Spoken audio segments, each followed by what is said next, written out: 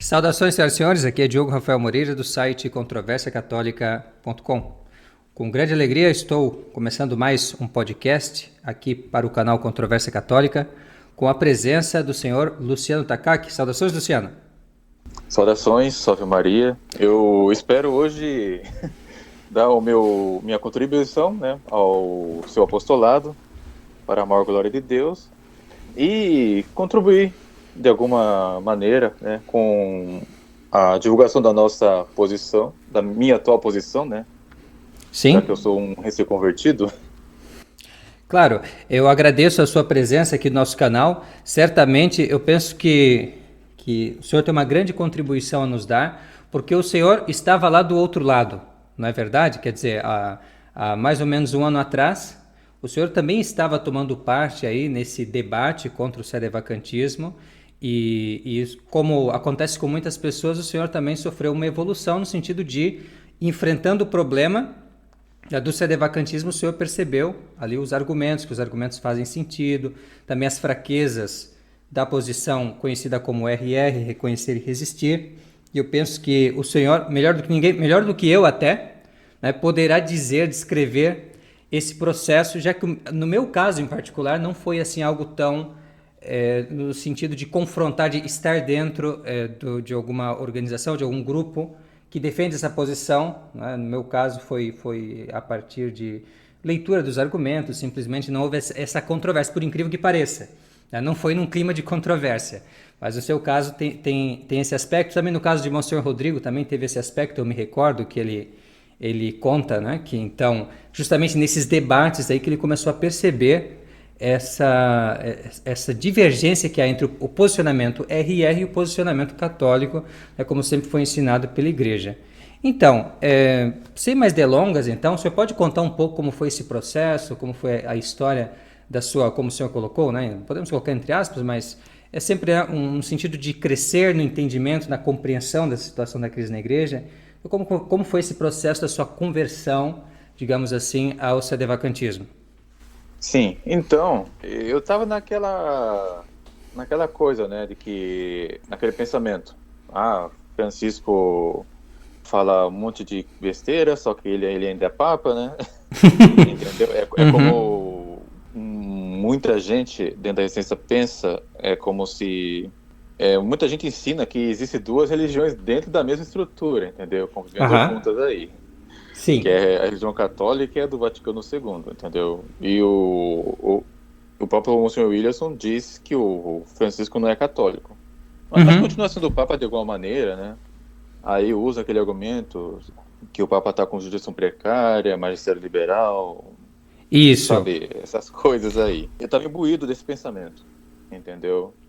Só que, certo dia... eu vi que Francisco tinha soltado aquela pérola gigantesca ali, colocando os apóstatas, os perseguidores da igreja, os blasfemadores, dentro da comunhão dos santos. Eu pensei, nisso acendeu um sinal de alerta na minha cabeça. Do tipo, peraí, acho que ele tá indo pouco, e agora ele já foi longe demais. Porque isso é um artigo do Credo que, tipo, qualquer catecúmeno deveria saber. Qualquer pessoa que lê o catecismo, um pré-adolescente que lê o catecismo, deveria saber. Como é que o vigário de Cristo não sabe? Com certeza. E o senhor chegou a ir ao vídeo para tentar ver se era isso mesmo, se ele realmente disse isso? Sim, inclusive o nosso amigo Ezra compartilhou no status do WhatsApp e eu vi aquilo, né? Eu soube por aquilo, pelo status do WhatsApp aí. Então, peraí. Aí eu pensei, eu fiquei meio que sem acreditar, né? Porque era um vídeo com aquela dublagem tosca do Vatican News, né? Aí então eu fui procurar. Eu fiz questão de olhar qual... Foi uma catequese que ele deu, né? Isso, foi numa quarta-feira. Aí eu li o texto inteiro e vi, meu Deus, não é que ele disse isso mesmo. Aí Pois tá. Aí dias depois eu adoeci, né? Fiquei de cama por alguns dias. Nada muito grave, né? Mas a gente sempre vem com aquele pensamento, sabe?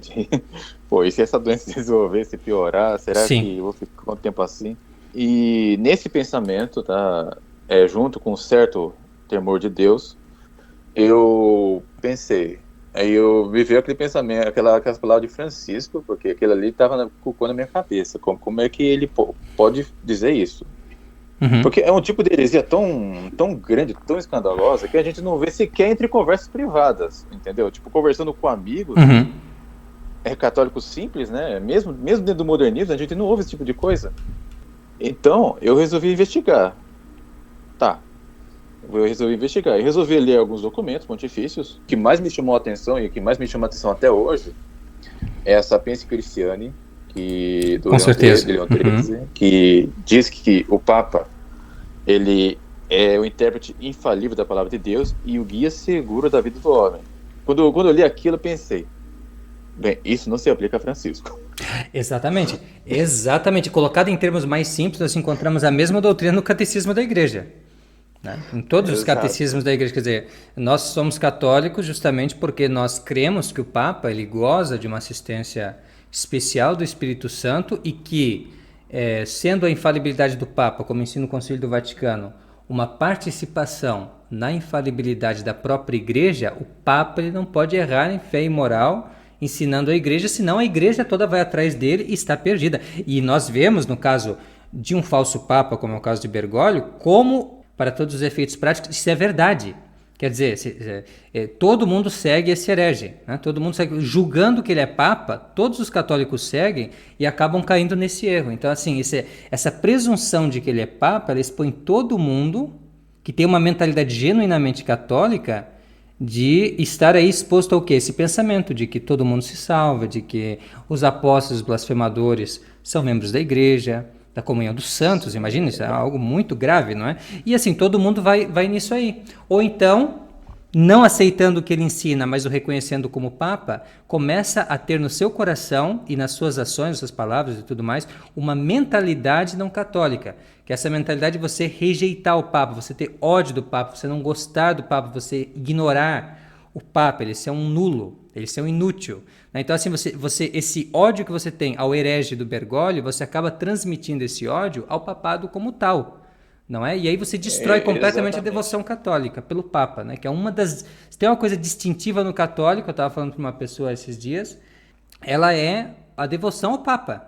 Porque assim, você pode até falar, tem a devoção ao Santíssimo Sacramento, tem a devoção a Nossa Senhora. Sim, também são. Também são devoções genuinamente católicas, mas alguma coisa disso você ainda vai ter nos hereges, nos cismáticos, alguma coisinha, né? Alguma, talvez eles retenham ali para uma aparência de devoção a Nossa Senhora, devoção ao Santíssimo É Sacramento. Agora, igual. ao Papa não tem. Eles odeiam o Papa.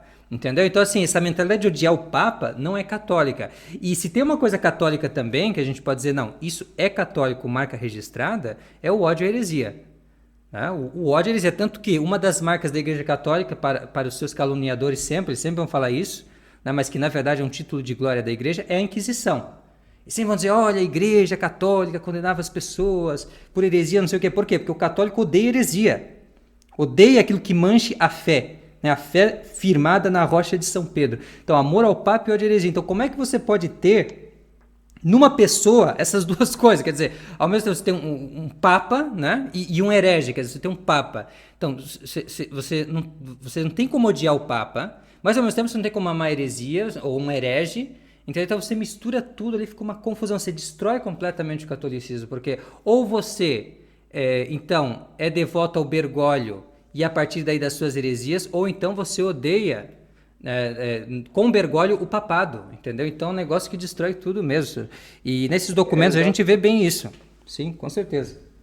É, Exato. E a igreja se transforma num monstro de duas cabeças, né? exato, é claro. Num monstro bicéfalo. Uhum, Mas é isso. Aí depois eu pensei, será que é possível? Será que não é possível? Aí depois eu vi uhum, que tipo, bem, não poder, temos que ser submissos totalmente ao magistério, entendeu? isso. Os documentos deixam bem claro que a igreja não pode ter um magistério liberal, como É ensina o grande padre ponto. Caldeirão aí. E depois eu pensei, mas e com relação ao Papa ser herege? Eu mesmo Uhum, resolvi pegar as fontes Eu sabia que tem os artigos, né, de vacantistas aí. Aí eu vou, quer saber? Aí resolvi investir quase boa parte do meu tempo só acumulando documentos. Eu procurei, né, que fontes, por exemplo, o Padre Tchekada usa, né, para Sim. mostrar que um herege não pode ser papa. E resolvi fazer um copy-paste das obras ali, procurar no Google. E eu Uhum. fiz uma varredura pela internet. Fui ali no Google Books, naquele site archive.org, né? Sim, sim, tem muita coisa lá. Sim, sim. Uhum. E fui conferir. Tá? Eu usei tradutor do Google, eu fiz todo um esforço para traduzir dezenas de citações, tá? Uhum. Várias citações do latim. Alguns textos eram ilegíveis para o meu tradutor, eu tive que digitar letra por letra para conseguir uma adaptação adequada e Aham. fui conferir e eu vi que realmente era tudo verdade, Uhum. tá? Então, E tem muito mais, e senhor Luciano, e tem muito mais citações, hein? Que eu também, essa pesquisa eu já faço há algum tempo também. O Padre Tchekada ele faz um resumo, tem muito mais coisas. Se você vai vendo os teólogos aí, os grandes teólogos do século XIX, século XX, tem muita coisa. Impressionante. Século XVIII, XVII também. Tem muita coisa interessante sobre esse tema. Sim. sim, Uhum. e confrontando com os argumentos RR, né, que Uhum. para defender que que o herege pode ser papa, né, que podemos colocar um Edir Macedo no trono de Pedro, que tudo bem. Exato. Aí eu vi uma diferença já saltou aos olhos. Estranhamente, os teólogos que os autores RR usam, tá? Se você pega, por exemplo, eu vi um artigo traduzido, na verdade acho que era o capítulo do livro do Post-Pop, né, do John Saucer e Robert Cisco. Sim. No Frates e Una tem uma tradução de um capítulo do livro lá. Então, qual a base do Robert Cisco? É João de Santo Tomás, basicamente. E o pessoal da fraternidade usa quem? É Cardeal Caetano, é Cardeal Beluá, mas não sei quem. O Arnaldo de Chaves da Silveira, ele vai na base com o Padre Lehmann. É, o Arnaldo é praticamente papa para eles, né? Vamos Sim, dizer que sim. ele, É a grande ele é a referência. grande referência. Ele e o Michael Davis. O Michael Davis é tipo um cardeal, né? É por aí. É por aí. Então. É. Então, tipo assim, eu vi uma coisa em comum. São Uhum. todos autores, ou quase todos, só uma exceção ou outra, né? Mas, tipo, Uhum. 90% autores pré-Vaticano I. Isso é muito Enquanto, importante enquanto que, notar. os, enquanto que os autores citados pelo Sede Vacantista, né? Tem Uhum. autores antigos também, né? Mas você vê que depois do Vaticano I, a esmagadora maioria dos teólogos canonistas são da opinião de São Roberto Bellarmino, que um herege não pode ser papa, que se um papa cair heresia, ele perde automaticamente toda a sua jurisdição, Uhum. entendeu? Antes mesmo de qualquer sentença. E os maiores canonistas, né, que me chamou muita atenção, que foi Uhum. bem explícito mesmo, foi o Padre Coronata. Ele enfatiza bem. O papa, ele perde automaticamente a sua jurisdição, etc e tal. Aí eu fui pesquisar em outras fontes, né? Que a Enciclopédia Católica ensina a mesma coisa, né? E tem aquele Justo. testemunho que eu achei impressionante é de um livro, que é uma biografia de Leão XIII, não me recordo o autor, mas tem um Uhum. anexo ali, tem um apêndice ali, que é um testemunho do arcebispo o John Purcell, né? Arcebispo de Nova York da época. Ele Uhum. relatou ali que durante o Vaticano I, alguém ele se levantou questionando, né? Mas se um Papa se herege, isso por causa da proclamação do Papa, né? E a Comissão Teológica respondeu a ele, deporia um falso Papa, né? Não que o Conselho vai julgar o Papa, coisa assim, não. É Sim, exatamente. É uma justamente a deposição de um única falso base, Papa. exato, a única base é não ser papa. A questão é essa, não é que a gente vai depor o papa ou julgar o papa, não é que ele mostra não ser papa nesse ato de uma heresia pública, ele mostra não ser papa, não é verdade? Quer dizer, é simplesmente isso. Porque se ele fosse papa, seria impossível a gente ter esse problema. Então, se eu tenho esse problema, é porque ele não é papa em primeiro lugar. Isso é apenas isso, é apenas a demonstração no foro externo de que ele não é papa nem é católico. Sim. Exatamente. Sim, então o E, senhor via todas essas citações, muito interessante. Uhum. sim, tipo assim, e como era um livro escrito por um padre da época, entendeu? Pois é. Com o testemunho de um arcebispo da época, é um livro com todas as aprovações eclesiásticas, então é um testemunho que eu julguei fidedigno, né? Uhum. Com certeza é verídico. Eu pensei, bem, e isso daí parece que já matou qualquer dúvida.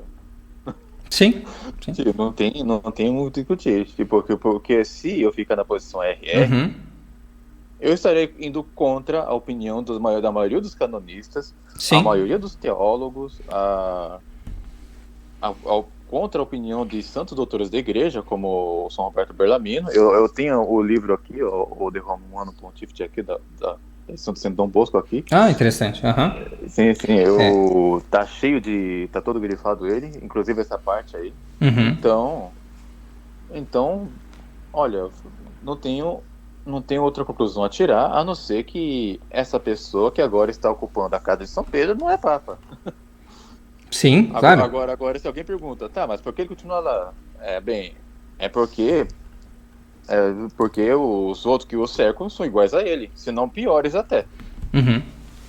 Você vê o Cardeal Marx, por exemplo, eu acho que é pior do que o próprio Não, Papa. normalmente, né, quando dizia que essa história de depor ele, de fazer um processo, eu penso, mas como, gente? Como isso é possível? Se eles são, assim, se os que não são papas, eles são muito piores. Porque eles têm mais liberdade quando você não é papa, né? No modernismo é assim, né? Quando você não é papa, você não é bispo, isso quer dizer o quê? Você tem mais liberdade para fazer o inferno. Para você dizer o que você quiser, para você destruir com tudo, que é mais sagrado. Então a ideia é essa. Aí na medida que eles vão subindo, né? Aí eles vão tendo que se controlar um pouco mais. Basicamente isso para quê? Exato. Para não lincharem eles em praça pública. Então, se as pessoas têm alguma devoção, algum sentimento, né, de catolicismo, para não linchar eles, então eles têm que mostrar alguma devoção, algum respeito ao passado, alguma coisa. Né? Tanto que assim, eu imagino que Francisco, na diocese dele, eu imagino não, eu sei, né? Em Buenos Aires lá, era muito pior do que o que ele está fazendo ali no Vaticano. Então, porque ele tinha mais liberdade lá. Né? Aí ele tem que seguir alguns Assim, protocolos. tem Sim. foto dele participando do tempo de É, cerimônia judaica, é tem claro. Claro. tem aquela missa Então, de criança lá, tango, exato. missa do tango, Missa tango? Claro.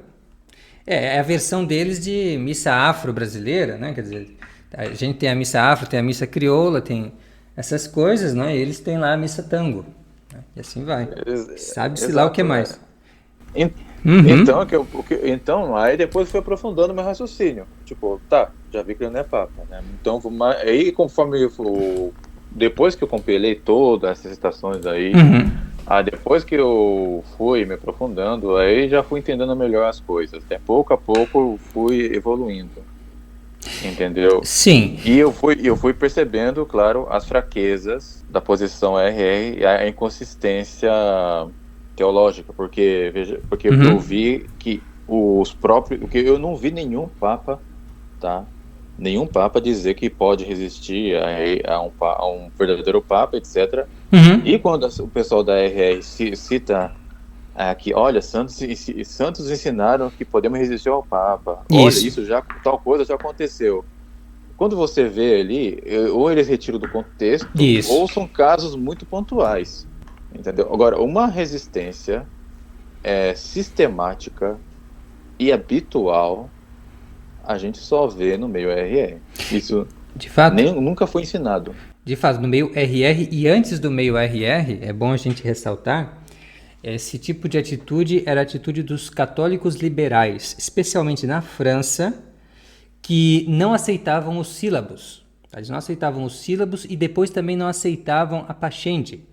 Então, ali eles começaram, eu estou começando a rastrear um pouco as origens teológicas dessas coisas, com a ajuda de alguns amigos também, e nós sabemos bem que foi nesse catolicismo liberal que começou então a nascer, né, essa mentalidade de que o Papa é só infalível raramente e que a gente não precisa obedecer os seus documentos, aos documentos que ele promulga para a Igreja. Então, começou-se no século XIX e no início do século XX, por ocasião dos pontificados do Papa Pio IX e São Pio X, a dizer assim, não, a gente não precisa seguir. Por isso, a gente pode ficar aqui, a gente fica na igreja, né, que foi o que os modernistas liberais fizeram, por isso que eles causaram tanto dano à igreja. A gente fica na igreja, só que a gente não... A gente reconhece, mas a gente resiste a esses ensinamentos. Entende? Foi assim, então, que eles fizeram a tal da infiltração, né? Que a gente fala tanto. Quer dizer, como? Eles simplesmente ficaram ali não acreditando que o Papa ensinava, né? Fazendo tudo o contrário do que ele ensinava, ao mesmo tempo que diziam que o reconheciam. né? Uma hipocrisia, evidentemente, algo que não é católico, mas foi assim que nasceu esse pensamento. Né? E é aí que nós vemos nascer esses argumentos. Também uma boa parte dos argumentos RR, a gente encontra aqueles católicos liberais, não só da França, da Alemanha também, que rejeitavam a infalibilidade. Então essa gente, eles conseguiram ressuscitar um monte de argumentos antipapais. Entende? Que nós vemos esse pessoal da resistência, fraternidade, desenterrarem esses argumentos aí que já tinham sido sepultados pelo Concílio do Vaticano. Uma coisa que eu acho interessante, Diogo, é que, tipo, com relação à infalibilidade, né, eles restringem a infalibilidade do Papa ao mínimo possível, entendeu? Muitas vezes reduzem a proclamação de dogmas. Isso. E esquece do seguinte, né? Eu anotei algumas coisas, inclusive, né? Até que eu vou usar para nossa gravação de hoje. Tem os sílabos, são aquelas várias proposições, né? Isso. A 22ª proposição condenada nos sílabos diz o seguinte: a obrigação a que estão sujeitos os mestres e escritores católicos refere-se tão somente àquelas coisas que o juízo infalível da Igreja propõe como dogmas de fé para todos crerem. E o cardeal João Batista Franzelin, no seu Tractatus de Divina Tratione et Scriptura, capítulo 2, tese 12, escolium primeiro aqui, ele diz o seguinte: nessas declarações, embora a verdade da doutrina não seja infalível, dado que por hipótese não há intenção de fechá-la, há, entretanto, uma segurança infalível, enquanto que para todos é seguro abraçá-la e não é seguro rejeitá-la. Nem isso pode ser feito sem violação da submissão devida ao magistério constituído por Deus. Então dá a entender, né, e usando uma tabela que eu peguei do padre Sisto Catechini, que a insubmissão a essas coisas é pecado mortal. Isso mesmo. Contra a fé. É um pecado gravíssimo e um erro teológico gravíssimo defender essa mentalidade. Exatamente. E então se algum RR estiver escutando, inclusive, esse podcast, começa a revisar já por aí, tá? Com certeza. Se é lícito, olha, o tal Papa disse tal coisa. Mas não é infalível. Não é infalível, mas será que o assentimento é opcional? Será que a não infalibilidade é a mesma coisa que assentimento opcional? Que a gente tem que se perguntar. E não ser infalível é o mesmo que ser herético, né? Porque ser errôneo, herético, quer dizer, é a mesma coisa, porque... Tem essa mesma coisa. O Dom Lefebvre, ele dizia isso, né? Ele diz, de repente, é porque o Paulo VI ou João Paulo II, na época dele, né? Esses dois papas talvez não estejam engajando na infalibilidade, é por isso que ele está sendo um monte de erros aí. Então. É por isso que o João Paulo II organizou o encontro de Assis. Justo. Sim, por falar nisso, senhor Luciano, falar em encontro de Assis em Monsenhor Lefebvre, já que estamos tratando disso aí, parece que saiu aí em algum lugar aí desses campos aí de resistência e reconhecimento e resistência, saiu um documento lá, esse ano do fundo do baú, isso aí, tava lá, a gaveta tava empoeirado já, tava empoeirado já, lá de 2004 o documento, uma coisa já que tá atrasada já. De aranha. E aí eles traduziram um texto aí do Padre Boulay, da Fraternidade de São Pio X, o senhor está sabendo? Sim, eu fiquei sabendo e parece que foi pouco tempo depois que a minha posição se tornou pública, né? Então. Coisa de, não sei se foi 2 ou 3 dias, algo assim. Parece que, de repente, bateu um certo desespero no pessoal ali. É como a questão da Páscoa, né? Nosso Senhor ressuscitou e muitos ressuscitaram também, né? Então, está ressuscitando mortos aí, defuntos, que já foram fulminados já com os argumentos sedevacantistas há décadas, eu diria, uma década e meia por aí, e estão ressuscitando aí em virtude aí desse acontecimento. É sempre assim. Mas então, esse autor ele começa com uma frase de Monsenhor Lefebvre, não é mesmo? Uma frase de 1979, não sei se o senhor lembra. Sim, eu dei uma passada de olho nesse documento aí, né? Eu percebi que são argumentos muitas vezes reciclados. Eles pensam...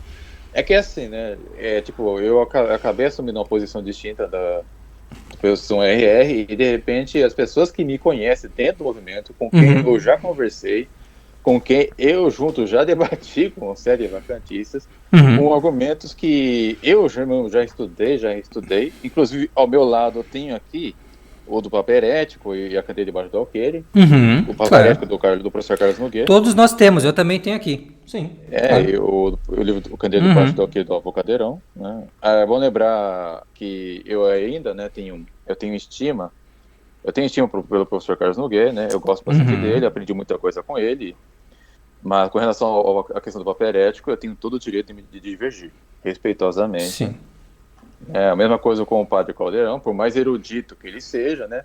Por mais competente que ele seja na questão do ensino da filosofia tomista, convenhamos, quando o assunto é teologia, ele está ensinando uma novidade teológica completamente inaudita em qualquer tempo da história da igreja. É a posição do Monsenhor Lefebvre, em outras palavras, e na realidade, Luciano, é de um Monsenhor Lefebvre. Né? É bom situar as coisas no tempo, porque Monsenhor Lefebvre ele teve posições, né? Ele teve afirmações, pronunciamentos a respeito dessa questão, que divergiram dependendo da situação específica em que ele estava. Então, o que esse Padre Boulay ele faz aí, pegando uma citação de 1979, é tomar uma entrevista de Monsenhor Lefebvre em que ele estava, digamos assim, na esperança, na expectativa de uma possível conversão, tá, dos modernistas, porque João Paulo II ele tinha aberto naquela época, né, os padres, né, os padres salevacantistas lá dos Estados Unidos, eles contam a história, né, porque eles eram parte da Fraternidade São Pio X, uma parte deles, e eles conhecem bem a história de como estava isso lá naquela época. Então, em 1979, por esse tempo, o João Paulo II deu um abraço de urso em Monsenhor Lefebvre. Quer dizer, como que aquela situação ruim que Monsenhor Lefebvre tinha com Paulo VI acabou, né? Foi eleito João Paulo II. João Paulo II falou em interpretar o Vaticano II de acordo com a tradição, entende? E quis retomar o diálogo com a Fraternidade de São Pio X, né? Com o tal do abraço de urso, né? O bear hug. Então, com isso, abriu-se uma nova esperança e as coisas estavam muito amenas nessa época. Então, esse começo de pontificado de João Paulo II. Só que aí, o que esse Padre Boulay não coloca, por exemplo, daí para frente João Paulo II fez um monte de coisa absurda. Né? Ele teve o Código de 1983, né, em que Monsenhor Lefebvre, nessa ocasião, ele já fala que deveríamos estar considerando que esse documento vem de um não-papa. Né? Ele fala isso. Depois, em 1986, com o Encontro de Assis, que o senhor mencionou também, né? Ele já dizia, olha, penso que com esse Encontro de Assis, ele falou isso antes do Encontro de Assis, é o pronunciamento mais extenso que ele já fez sobre a questão do sedevacantismo. Ele diz assim, eu penso que com esse Encontro de Assis vai chegar o momento que nós vamos ter que dizer, né, publicamente, Monsenhor de Castro Maier e eu, que ele não é Papa. Né? E aí ele cita um canonista, etc., mostrando o fundamento disso e dizendo que vai ter um momento que vai ter realmente... que alguém declarar isso, que ele não é papa, que é um herege, etc, etc, etc. Então, assim, Monsenhor Lefebvre tem várias citações. O John Lane ele fez uma espécie de catálogo. Acho que são páginas e mais páginas, dá muita coisa. Tanto que é tanta coisa que eu nem traduzi ainda, mas eu quero traduzir, ainda não tive a oportunidade. Mas é um monte de citações de Monsenhor Lefebvre, que são citações contrárias à Igreja Conciliar. Igreja Conciliar, ele fala, não é a Igreja Católica, essa tem seus próprios dogmas, sua própria religião. Igreja Conciliar contra a Igreja Conciliar e a favor, ou favorável, ou abrindo-se a possibilidade do sedevacantismo. Então o Monsenhor Lefebvre de verdade não é esse antagonista invicto do sedevacantismo que eles querem pintar, que nunca mudou de posição, que sempre teve essa mesma visão contrária ao sedevacantismo que eles estão hoje em dia representando. Entendeu? Então, hoje em dia, talvez o Monsenhor Lefebvre, né, respondendo a pergunta desse Padre Boulay, que diz, né, será que em 2004 ele não teria a mesma posição? Então, diante de muitas coisas que ele disse, nós poderíamos entender também, né, fazendo um juízo benévolo até da pessoa de Monsenhor Lefebvre, que ele se levantaria contra isso aí. Ainda mais com Bergoglio. Entende? Com Bergoglio, eu imagino que... não, ele jamais poderia acreditar que a coisa chegaria nesse grau, entendeu? Do fundo do abismo. Entende? O João Paulo II não chegou a escrever uma fatalitude? Né? Não, imagine o escândalo do homem, é impossível. Possível pensar que Monsenhor Lefebvre reconheceria Bergoglio.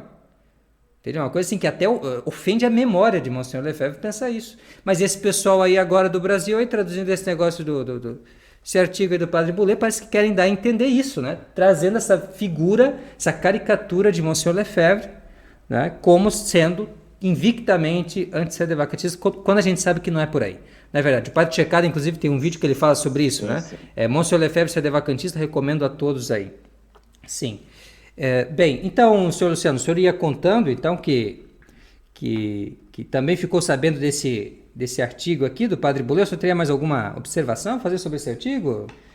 Não lhe enviaram o artigo, talvez? Então, eu vi algumas pessoas compartilhando, né, aqui e ali, tem gente compartilhando no status aí, não sei o quê. Pois é. Aí tá, né, aí, porque as pessoas pensam que, tipo assim, que só porque mudou de posição, pensaram que, eu não sei se é porque eles pensam que eu fiquei burro, ou tive alguma amnésia. Pois é. Algo assim, né. É por aí. Então, eu diria que, pelo menos, tá, uns 90% dos argumentos usados nesse artigo aqui já foram refutados, já estão refutados nos seus próprios vídeos, né? Verdade. Diga-se passagem. Então, eu vendo que publicaram esse artigo, né? E que inclusive a gente já estava conversando, né, sobre gravar alguma coisa juntos aí. Isso. Então pensei, seria interessante comentar alguns pontos desse artigo, né? Porque vai render uma gravação. Com certeza. Interessante. Bem, como o artigo é extenso, né? Tipo, tem muita mentira, tem muita falácia, tem muita abobrinha nele, entendeu? É um artigo muito extenso, com vários argumentos falaciosos, muitos erros, então não dá para comentar todos os erros num podcast. Senhor Luciano, então assim, ó, acho que tem algumas coisas... Vamos comentar por partes. Sim, tem algumas coisas que dão um clique na pessoa, né? Que a pessoa pensa assim, não, peraí, isso parece que traiu a minha confiança, digamos assim, né? Que tem algumas coisinhas na argumentação RR que você pensa, puxa, eles me fizeram de bobo, me fizeram de palhaço, como é que eles podem fazer isso? Sim. Pior que é assim que eu me senti, tá? É assim que eu me senti. Você pega muitos argumentos do pessoal do RR, quando você vê o magistério de sempre, quando você lê os documentos da igreja, né? Eu acho que 99% deles nunca leram um documento inteiro. Eles pegam apenas as partes que convém, né? Para comparar o magistério de antigamente com o magistério do Vaticano II. Sim. Entendeu? Que é uma comparação lícita, né? Para que mostra que realmente, né, a coisa mudou. Só que não sei porquê, né? Omitem quando fala da submissão ao Papa, entendeu? Isso. E essas coisas. A sua infalibilidade, essas coisas aí. Isso eles omitem, né? Então, mas o pior, eu acho que muito pior do que assim, omissão é você fazer uma citação de um santo ou de alguém, de um papa, alguma coisa dizendo que ele está dizendo uma coisa, mas na verdade é outra. Ou na verdade é uma citação falsa, forjada. Exatamente. Não é muito pior isso? Quer dizer, isso tira a confiança, tira a credibilidade da fonte. Não é mesmo? E seria interessante, né, por exemplo, começarmos aqui no ordem desse artigo, né, tá aqui no ponto 2.1, entendeu? No ponto 2.1, que fala das opiniões de São Roberto Bellarmino, entendeu? E uma coisa que me abriu os olhos, inclusive, foi depois que eu resolvi ler o próprio São Roberto Bellarmino no livro que eu tenho aqui. Com certeza. Entendeu? E o pessoal fala, mas você é um leigo, que não sei o quê, depois eu respondo, olha, meu filho, a linguagem que o Roberto Bellarmino usa nesse livro aqui não é tão difícil, não. Tá? A pessoa, por favor, é uma linguagem que a maioria das pessoas que tem o mínimo de noção de filosofia vai conseguir entender claramente o que está escrito aqui. O que São Roberto Bellarmino ensina, né? O que ele ensina. E é do interesse de todos nós. É importante tocar que essas controvérsias de São Roberto Bellarmino, elas eram impressas para todo mundo ler, porque era do interesse de todo mundo se posicionar com relação às controvérsias com os protestantes. Não era um assunto assim, que São Roberto Bellarmino não estava escrevendo simplesmente de uma maneira acadêmica sobre o assunto. Ele estava no fogo da controvérsia e ele estava lá querendo apresentar a fé católica da maneira mais clara e defender a fé católica contra os ataques protestantes. Então não é um livro especializado, não é um manual de teologia ali, né? Claro que tem a erudição teológica, sem dúvida, mas é aquele departamento da teologia que nós chamamos de teologia controversa, né? É a parte de apologética, debate, né? Então, ela já é, por sua própria natureza, uma linguagem que é para convencer, que é para facilitar, né? Facilitar a pessoa a entender as coisas da fé. Então, claro que é legítimo, é muito bom ler o São Roberto Bellarmino, com certeza. Sim? Sim, só Uhum. para contextualizar, né, o argumento de Sim? São Roberto Bellarmino, no capítulo 29, o que o São Bellarmino vai dizer, né? Ele vai provar por vários argumentos ali que o Papa ele não pode ser julgado por ninguém. Aí no capítulo seguinte foi dedicada a parte da heresia, né? Que é a seguinte: mas se um Papa cai em heresia, ele vai ser julgado. Uhum. Entendeu? São Roberto Bellarmino ele vai negar isso. Ele vai negar isso na sua quinta opinião. Ele vai dizer que não, justamente porque não pode ser julgado por ninguém, se um Papa manifestasse uma heresia, ele vai cair automaticamente. Os parágrafos, inclusive, que antecede a sentença dele ali, né? Ele vai dizendo num dos parágrafos aqui, tá na página nesse livro aqui, na Uhum. edição impressa do Setor Bosco, tá na página 428. Ele vai dizer aqui, né, no final de um dos parágrafos: os hereges, porém, estão fora da igreja e privados de toda jurisdição até mesmo antes da excomunhão. Claro. Até mesmo antes da excomunhão. Então não precisa ninguém. E por quê? Depois ele vai dizer outra parte, né? Porque o herege já está condenado em seu próprio juízo, tá? E Uhum. é por isso que ele vai dizer depois o seguinte, que a quinta opinião é a verdadeira. Olha bem a palavra que ele usa. A quinta opinião é a verdadeira, que é saber, um papa manifestamente herético por si próprio deixa de ser papa e cabeça, assim como por si próprio também deixa de ser cristão e membro do corpo da igreja. Razão pela qual ele pode ser julgado e punido pela igreja. Lembrando que esse julgamento, essa punição virá depois da sua deposição. Uhum. Essa sentença de todos os antigos padres, os quais ensinam que os hereges manifestos logo perde toda a sua jurisdição. Isso, ou seja, ele não fala em jurisdição precária e ele não fala que a opinião dele é apenas a mais provável, como diz o padre Boulet nesse artigo aí. Ele diz que é a certa, não é a verdadeira. A É a verdadeira. verdadeira, Né? né? E Então, lembrando, pois é. diferentemente do que diz o Dominicus no seu pequeno catecismo do Sétimo Vacantismo, Uhum. né, lá de Avrillé, diferentemente dele, a palavra formal não consta nesse parágrafo. Tá? Olha aí. O que ele citou formal. E o pior é que nesse pequeno catecismo do Sétimo Vacantismo, ao acrescentar essa palavra formal, muda completamente o argumento. Uhum. Completamente o argumento. Então, trata-se de uma... Eles não sei se é porque eles pegaram a fonte terceirizada, não sei se é por Uhum. malícia. Bem, É, como cristão, eu vou julgar que foi. não vamos julgar, mas assim, você acrescentar é provavelmente de terceiros, porque o latim é muito claro. O latim de São Roberto Bellarmino, assim, não é um latim também tão simples, mas não é um latim ciceroniano. Então você consegue entender, pode pegar as obras completas dele, É, dá para ler, a- assim, não é o fim do mundo, né? E dá para entender que se tem formaliter, se não tem formaliter, você vai ver ali, não tem como. e não Não tem, tem. e não tem. É. E inclusive Uhum. no próprio site, que é um site RR, viu? Uhum. Não é um site CDVacante, não. No site Frates in Uno, que é um site RR, Uhum. tá? Tem a transcrição. Quem não tiver dinheiro para comprar o de São Paulo, vocês podem ir lá. Nesse site tem Isso. a transcrição de todo o capítulo 30 do De Romano Pontífice, do segundo livro do De Romano Pontífice, e da metade para baixo vai estar o original em latim. Isso. Vocês podem, Perfeito. o pessoal pode ali conferir. A palavra formaliter não consta na descrição da quinta opinião. Não Uhum. está lá. Então, a conclusão é que não sei se é maliciosamente ou inocentemente, não sei, não vou julgar isso, mas eu vou dizer o que é objetivo, tá, aos nossos olhos. Uhum. Houve uma falsificação da doutrina de um santo doutor da igreja. Ponto. Isto tá na nossa cara. Uhum. Só não enxerga quem não quer. Pois é. Isso é muito grave. Sim, sim. E é um santo que nós sabemos que ele brilhou de uma maneira particular no Concílio do Vaticano, no Concílio Vaticano I. O triunfo póstumo de São Roberto Bellarmino foi ter a honra, né, de ser um dos mais consultados, né? Tinha a Sagrada Escritura tinha a Suma Teológica e depois, do lado, as controvérsias de São Roberto Bellarmino.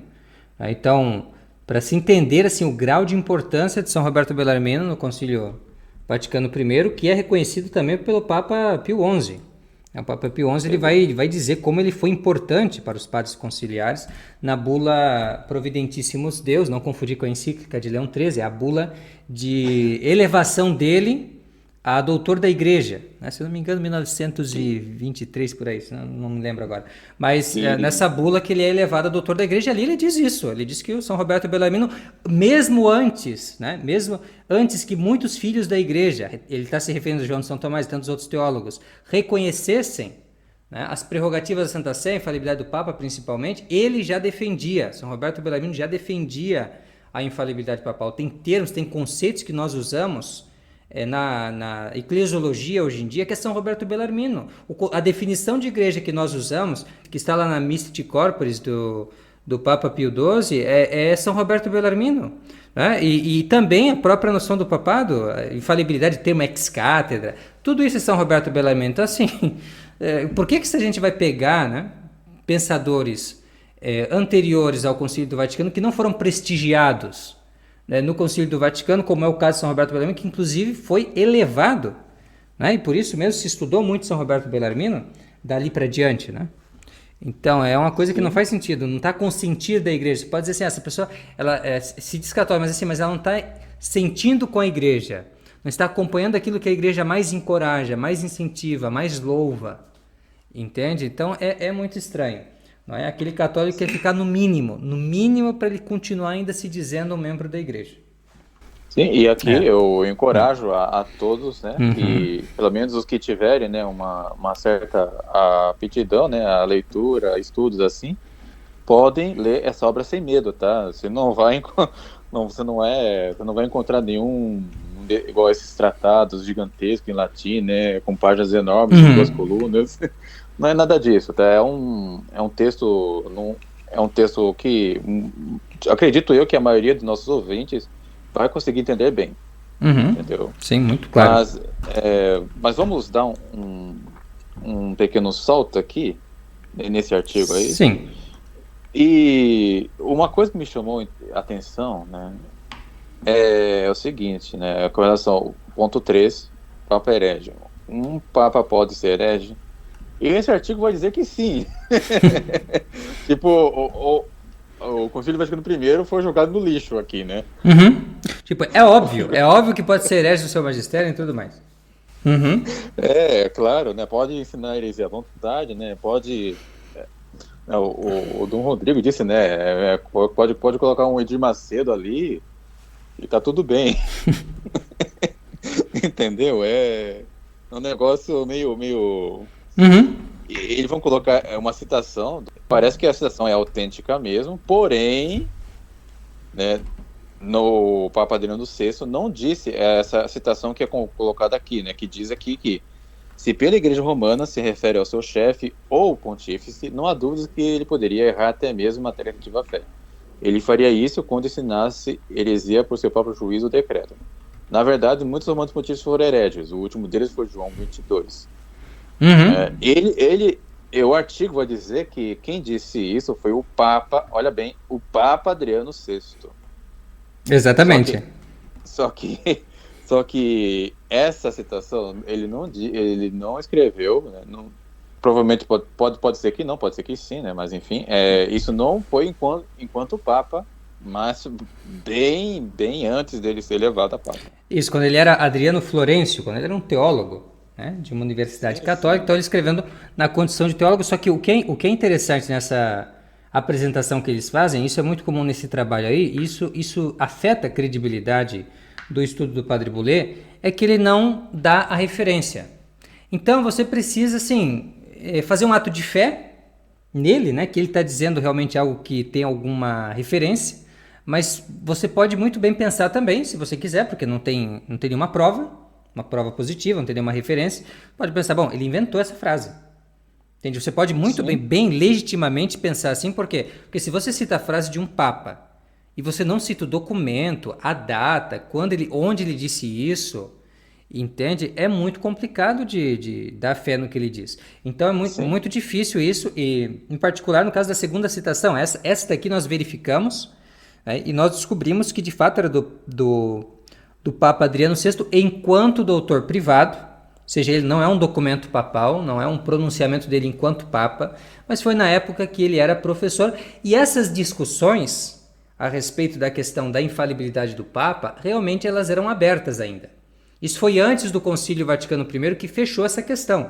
Então, houve teólogos que, inclusive, atacaram a infalibilidade papal. Por exemplo, nós temos o exemplo de um insigne teólogo que a igreja não condenou, inclusive, não condenou, em consideração do portento intelectual que era, em consideração da contribuição que ele deu à igreja, sobretudo no campo da apologética contra os protestantes, e também por todos os serviços que ele prestou à igreja na França, que é ninguém menos que Monsenhor Jacques Bénier-Bossuet. Então, Monsenhor Jacques Bénier-Bossuet é realmente um portento intelectual, o homem é uma sumidade, de fato, mas nesse ponto do Papa, do ponto da infalibilidade, ele foi aquele que inaugurou o pensamento galicano. Ele é o pai do galicanismo, infelizmente. Como acontece muitas vezes com pessoas assim que são gênios, né? Então, infelizmente, depois ele se retratou, né? Ele se retratou ao Papa Inocêncio XI, Inocêncio XI ou Alexandre, o próximo Papa, não lembro agora exatamente, mas sucede que ele se retratou, ele e Luís XIV se retrataram. Porém, claro, né? Como ele fez toda uma construção ao modo de Bossuet, com toda a persuasão que aquilo tem, essa heresia do galicanismo ela sobreviveu até as vésperas do Vaticano I. E claro, hoje em dia ainda sobrevive nesses ambientes do RR. Mas Monsenhor Bossuet então citou Adriano VI, essa frase de Adriano VI para defender o quê? O papado, a igreja, o catolicismo? Não, infelizmente, ele citou isso precisamente num livro em que ele está defendendo as teses do galicanismo, que depois seriam condenadas oficialmente pelo magistério da igreja. E quando mais que nós vemos sendo utilizada essa citação do Papa Adriano VI, na época que era Adriano Florencio? Quando mais? Porque foi uma citação totalmente abandonada depois do Concílio Vaticano por autores católicos. Então, quem que citou ela nos ambientes católicos pela última vez e o que aconteceu com ele? Então, a última citação que nós temos conhecimento é de um advogado leigo, está formado em Direito Civil e Direito Canônico, chamado Paul Viollet. Esse senhor escreveu uma obra chamada L'Infallibilité du Pape et les syllabus, Étude historique et théologique, em 1904. Essa obra, ela praticamente usa o mesmo argumento que o pessoal do Reconhecer e Resistir usa contra, mas não contra os modernistas, contra o Vaticano II, contra a Fraternitude, não. Ele usava isso contra os sílabos. Então ele dizia que o sílabus não era infalível, e depois, mais tarde, que a Pascendi não era infalível, que os documentos dos papas, antes do Concílio Vaticano II, não eram infalíveis, portanto a gente não precisava obedecer, a gente podia resistir a eles, ao mesmo tempo que reconhecia eles como papas. Então é isso que ele dizia nesse livro, e graças a isso, e essas citações que ele faz de Adriano VI, então o livro ele vai entrar para o índice de livros proibidos, Index Librorum Prohibitorum, sob o Papa São Pio X. Tá? Então, incrível, sim. Depois de um herege usar essa citação, a gente tem que ver um dito padre tradicional, né, que é a Tridentina, usa a casula romana, barrete na cabeça. Isso. Aí depois a gente chama eles de galicanos, né, como faz o Frei Tiago faz, né? Ele chama eles de galicanos, e aí eles acham ruim. Eles dizem, não, eu não sou galicano, mas calma, peraí, quem que usava esses argumentos, essas citações? E esses argumentos eram os galicanos. E depois dos galicanos, os liberais. Os tais dos, entre aspas, católicos liberais. Que essa gente da resistência tanto combate. Falam tanto contra o liberalismo, mas no tocante à questão do Papa são liberais. Infelizmente, eles tomam exatamente os argumentos dos liberais e dos modernistas diante do Vaticano II. Né? E o que a gente pode dizer, senhor Luciano, desse tal do Bispo de Braisen? Aqui? E essa citação aí... Eu fiz uma pesquisa na internet e sabe quem encontrei refutando o uso dessa citação aí? Os modernistas. Os modernistas de O Catequista e Escolástica da Depressão. Ah, aqui em português, né? Ah, tem esse pessoal aí. Ah, boa. Sim. E o que eles dizem? Eles refutaram. Claro. Ah, mas é fácil refutar uma coisa que não existe. É fácil dizer, não existe. Entendeu? Você diz assim, não existe. Usar uma citação que modernistas desmascaram. Uhum. Isso. Quando eu vi isso, eu pensei, meu Deus, esse povo não tem vergonha na cara? Pois é, e assim, atribuir ao Papa Pio IX uma citação dessa. O senhor leu os sílabos aí do Papa Pio IX? Sim, quer dizer, não tem nada a ver. O Papa da Infalibilidade, o Papa da Infalibilidade, foi um dos papas que mais, se não for o que mais combateu, com certeza um dos que mais combateram o liberalismo, né? Sim. É um papa que Com dá certeza. muita dor de cabeça para os RR, se ler os documentos atentamente. Com certeza. Ele Leão 13, dá muita dor de cabeça para os RR. Que, aliás, o Leão 13 também vai ter uma citação do Leão 13 nesse artigo tirado do contexto aí, que a gente vai ver depois. Nossa, ainda essa. Mas isso daí é uma vergonha, entendeu? É uma... Salvo engano meu. Isso é uma falsificação, né, de uma citação de um papa. Salvo engano meu, é um crime canônico. Bom, eu só sei que é errado, né? É completamente errado. Você dá uma citação que você não sabe de onde que foi tirada. Sei lá, eu achei ali no Facebook, eu vou reproduzo. Né? É engraçado, isso aqui é igual o pessoal faz aí na internet. Né? Tem às vezes algumas frases, assim, sabe aquelas frases assim, que estão batidas já? Tem a mesma frase eu já vi atribuída a Einstein, a Santo Agostinho, enfim, a Confúcio. Então, quer dizer, a mesma frase, quer dizer, claro, não tem uma fonte, não tem nada. Todo mundo disse aquilo ali, entendeu? Todo mundo disse aquela frase. E por falar em fonte, eu encontrei uma imagem, tá, um meme, com uma imagem ali, tá lá a foto de Pio IX, né, com essa frase aí, né, que no futuro o Papa disse não sei o que, etc e tal, para não ouvir, não seguir, etc. Aí eu vi, aí embaixo tava a fonte, né, que a fonte tava escrita ali, eu vi a fonte... Christopher Hedges, In This Name, página tal. Aí eu pensei ali, bem, eu vou ver que livro é esse, né? Aí eu fui ali, encontrei o livro no Amazon, tá? Encontrei o livro no Amazon, aí eu vi a descrição ali, era um livro de um autor anticristão.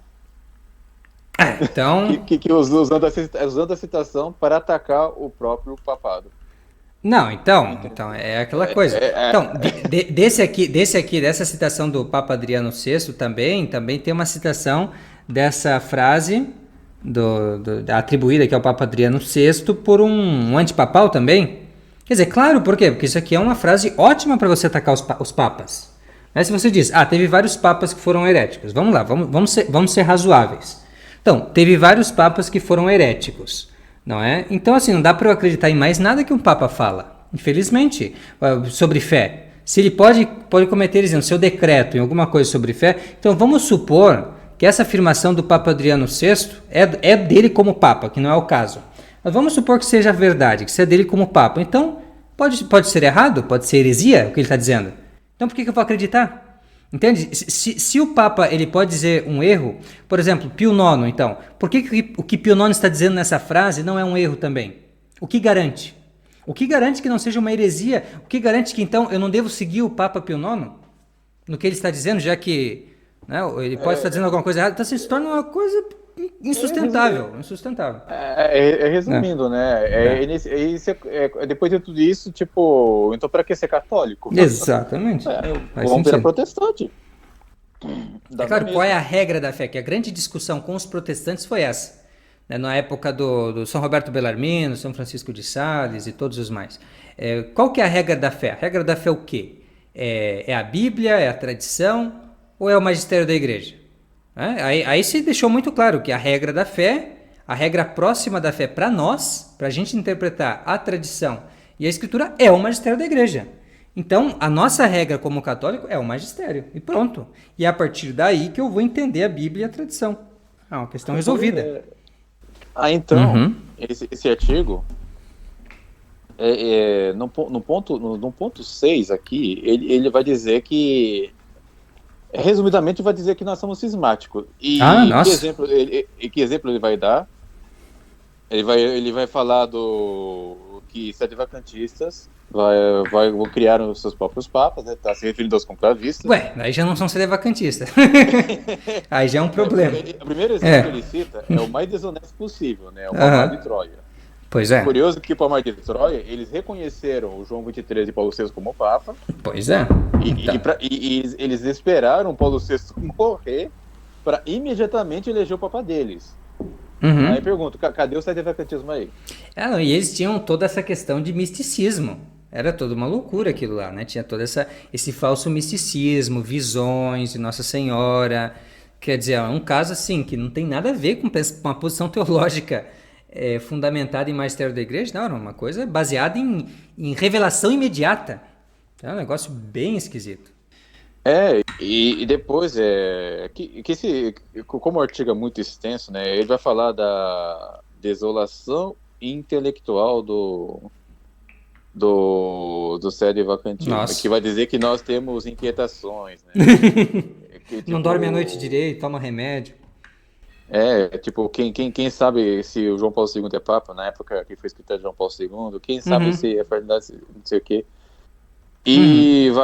E depois nos acusa de subjetivismo, né? Aí que entra a questão. Eu fico perguntando, mas quem é que faz subjetivismo, né? Que a gente, nos baseando em teólogos e Uhum. canonistas, Uhum. constatar que Bergoglio não é Papa, nem ele, nem os seus predecessores, muito provavelmente até João 23, Aham. ou eles que se acham no direito ali de ficar pescando o que obedecer o que não obedecer de Bergoglio, né? Claro, Do filtrando. Papa, né? Quem que é o magistério da igreja? Ah, o magistério da igreja é qualquer um, mas assim, não importa, porque é a fraternidade que diz se aquilo é católico ou não. É o Entendeu? pronunciamento da fraternidade. Porque é É. tipo assim, é tipo Uhum. assim, olha, isso daqui que Francisco ensinou é católico, mas isso daqui não é. Olha, Uhum. essa ordem aqui dá para obedecer porque é católica, mas essa ordem aqui não, entendeu? E assim vai. Senhor Luciano, eu fiz uma leitura, assim, eu não sei se eu estou certo, o senhor me confirme, tá, ou corrija, mas, assim, me deu a entender num dos argumentos ali também que ele faz contra o sedevacantismo, que parece que ele dá a entender, assim, que os sedevacantistas exageram a importância do Papa, né, para a igreja, assim, me deu a impressão, assim, que ele coloca desse jeito. Pô, Mas como? o Papa é o vigário de Cristo, Pois né? é, como assim? Assim, É, claro que é um problema sério, né? Quer dizer, claro, a gente tem que se. Todos têm seus deveres de Estado, etc. Mas é um problema que merece ser tratado, porque o Papa, para nós, como vigário de Cristo, super importante. Então, e não é algo secundário e acidental na igreja.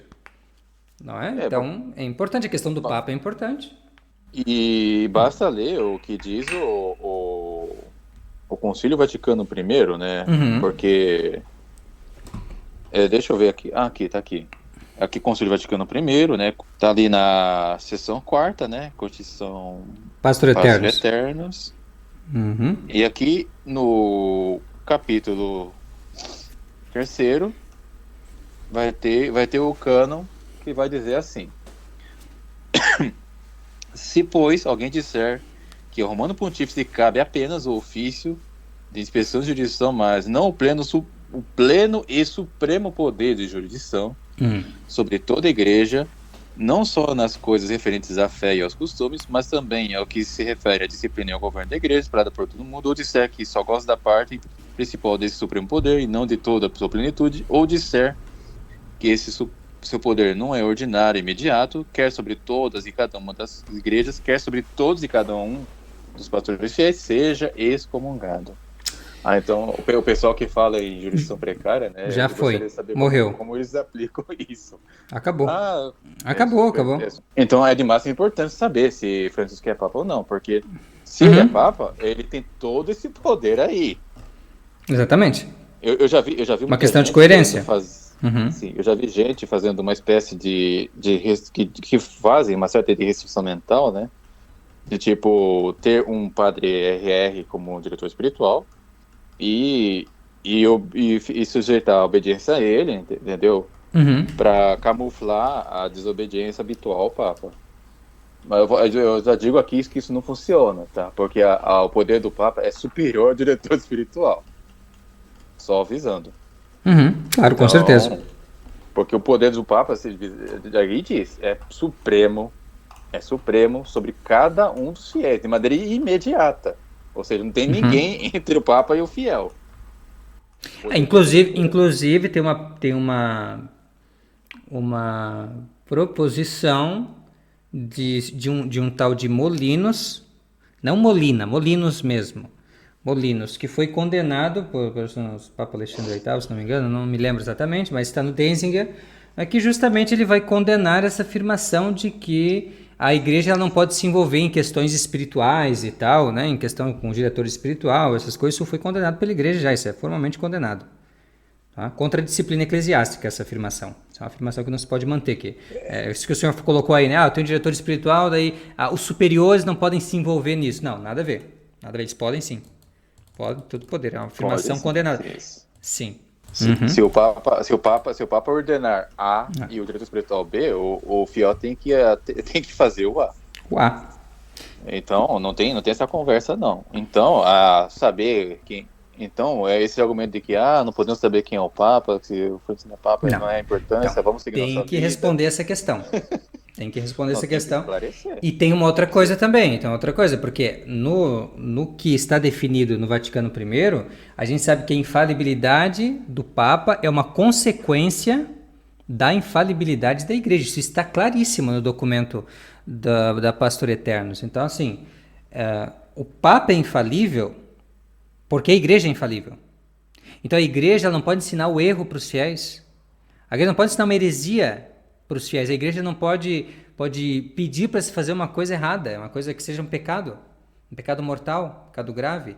Então, assim, não tem como. E convenhamos que o problema agora não vai para além da heresia, né? Porque o que nós estamos vendo é uma hierarquia inteira impondo aos fiéis uma religião completamente distinta da católica. Distinta e oposta, e que tem ódio à religião católica tradicional. Uma heresia seria o suficiente, mas é muito mais do que uma heresia. Temos uma outra doutrina, uma outra moral, uma outra disciplina, outros sacramentos, uma outra missa, outro tipo de santos. Tá tudo diferente, entendeu? A arquitetura das igrejas mudou também. Tá tudo diferente. E parece que o autor, né, ele não pensa nessas coisas aí. E isso que a gente tratou agora já é o suficiente para destruir todo o artigo. Com certeza. Diga-se de passagem. É claro, não é necessário muito, mas se a pessoa já vê que tem uma citação que está mal colocada, tem alguma coisa fora do contexto, quer dizer, já deveria ficar com o pé atrás, né? Ela já deveria se preocupar realmente que há algum problema aí. E tem parágrafos aqui que, né, esse ponto quinto aí é simplesmente um ad hominem. Entendeu? É simplesmente um ad hominem aqui que eles saber que imagem eles têm da igreja, né? Que a igreja de repente pode mudar de cara aí e essa hierarquia que muda a cara da igreja pode continuar sendo uma... Então, ele fala, eu me lembro aqui que o padre Boulay, ele fala sobre a visibilidade e indefectibilidade da igreja. Então ele diz que o sedevacantismo ele atenta contra isso, contra uma igreja visível e indefectível. E eu achei, nossa, olha só, como que ele pode dizer uma coisa dessa se na realidade a posição dele ela acaba colocando a igreja nessa situação? Por quê? Como que pode ser a igreja visível se existem pessoas na igreja que externamente estão professando uma outra doutrina? Então, como que eu posso identificar a Igreja Católica se eu tenho uma hierarquia inteira de membros da Igreja docente ensinando uma doutrina que não é a doutrina da Igreja Católica, mas é uma doutrina importada da loja maçônica, da seita protestante, da sinagoga judaica? Então, assim, como é que isso pode ser a Igreja visível se eu não consigo ver a Igreja Católica falando por essas pessoas? E como é que pode ser a Igreja Católica indefectível, ou seja, que não mudou, que não muda substancialmente, se ela mudou substancialmente na sua fé? Entende? Então, assim, como é que esta Igreja do Vaticano II é visível e indefectível?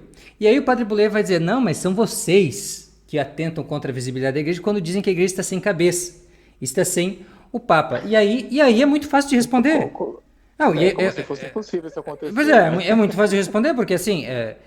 ninguém menos que o cardeal Caetano, né, que eles mesmos citam. Na verdade, eu tomei essa citação de uma citação em algum livro deles ali, e eu fui lá conferir no documento original da edição leonina, que aparece os comentários de Caetano juntamente com o texto da Suma Teológica de São Tomás. Então, quando o Caetano comenta a segunda parte da segunda parte, questão 39, artigo 1º, lá ele vai dizer claramente que Pode existir um papa cismático, por quê? Porque quando a igreja fica com a sé vacante, ela continua existindo. Então, se o papa se separa da igreja, ou seja, que é o caso de um papa cismático, se o papa se separa da igreja, a igreja continua existindo. E o que ele dá como prova de que a igreja continua existindo, ainda que esteja sem o papa? A prova que ele dá é que nos tempos de sé vacante, a igreja continua existindo, mesmo sem papa. Então assim, quer dizer, a igreja ela continua visível em tempos de sé vacante, mas ela não continua visível se esse papa herético cismático, ele continua sendo a cabeça da igreja. Por quê? Porque daí já não é igreja católica. Porque aí o papa, essa pessoa ali que está se dizendo papa, ele já não dá para enxergar nele a igreja católica, o ensinamento católico de sempre. Já destruiu a visibilidade da igreja, destruiu a indefectibilidade da igreja. Acabou. É simplesmente uma instituição humana, igual a associação de moradores. Ó, esse ano aqui elegeu lá o tal partido, né? A pessoa de tal posição, de tal visão aqui para o nosso bairro. A gente tinha que fazer isso. Aí depois veio o cara da oposição. E assim vai, quer dizer, uma instituição meramente humana, clube de futebol. E assim vai. Mas não é assim, a igreja ela é uma sociedade perfeita, mas é uma sociedade espiritual. Como sociedade espiritual, ela se caracteriza principalmente pelas virtudes teologais, a fé, esperança e caridade. Então, o que é a igreja? A igreja é justamente professar a fé, não é? É a esperança, é a caridade. Então, isso que é a igreja. E não simplesmente você está ali, né? Está ali, tem alguém ali, tem alguém lá, não importa quem seja, tem que ter alguém ali. Não, isso não existe. Isso é um absurdo completo. Sim. Sim, e então, e esse artigo também, né, dando um salto aqui, porque dando um salto aqui, né, também para o gravação não ficar muito longa, né? Mas sim. Seria interessante comentar a parte em que eles falam da resistência ao Papa, né?